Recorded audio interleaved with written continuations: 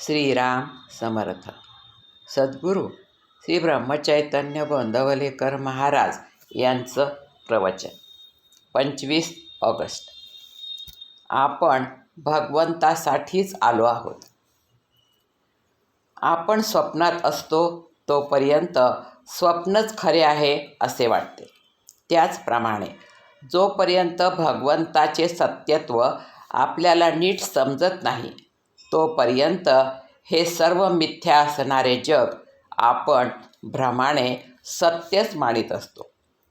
जे चिरकाल राहते तेच खरे सत्य होय. आपला मार्ग चुकला आहे एवढे जरी समजले तरी सत्याकडे जाता येते. मन विषयाकडे लावून नाही समाधानाचा अनुभव येणार.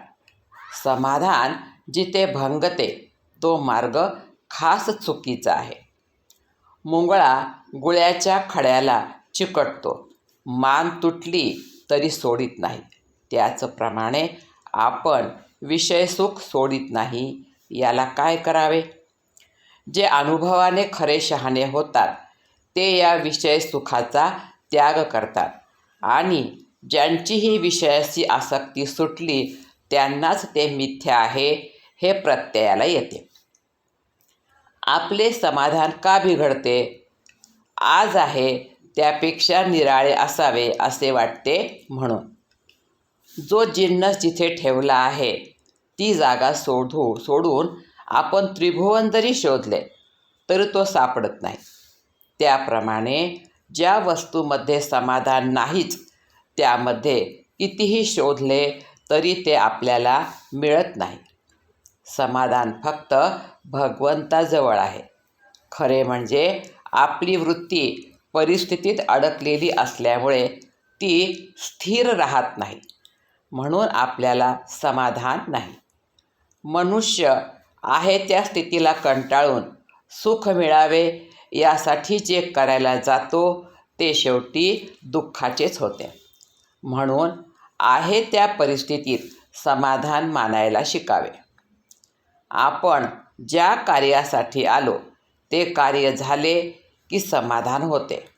मग जोपर्यंत आपल्या कृतीने आपल्याला समाधान होत नाही तोपर्यंत आपण त्या कार्यासाठी आलो नाही असे म्हणायला काय हरकत आहे? आपण भगवंतासाठीच आलो आहोत आणि त्याच्या प्राप्तीमध्ये आनंद आहे. जगातली कोणतीही दृश्य वस्तू आपल्याला मनाचे स्वास्थ्य देऊ शकत नाही किंवा ते नेऊ शकत नाही. मन भगवंताजवळ गुंतेल तेव्हाच स्वास्थ्य मिळेल. त्याकरिता नेहमी भगवंताचे नामस्मरण करावे, त्याचे गुणवर्णन ऐकावे. त्याच्याशिवाय दुसरी गोष्ट काढूच नये. मिथ्या समजून प्रपंच करावा आणि भगवंताचे होऊन राहावे. नामाच्या उलट सांगतील त्यांच्यावर विश्वास ठेवू नये. कोरडा वेदांत ऐकू नये. प्रत्येक नामागणिक भगवंताची आठवण होते म्हणून नामच सर्वस्व मानावे. नामात काय आहे हे ते घेतल्यानेच सर्व काही कळून येते.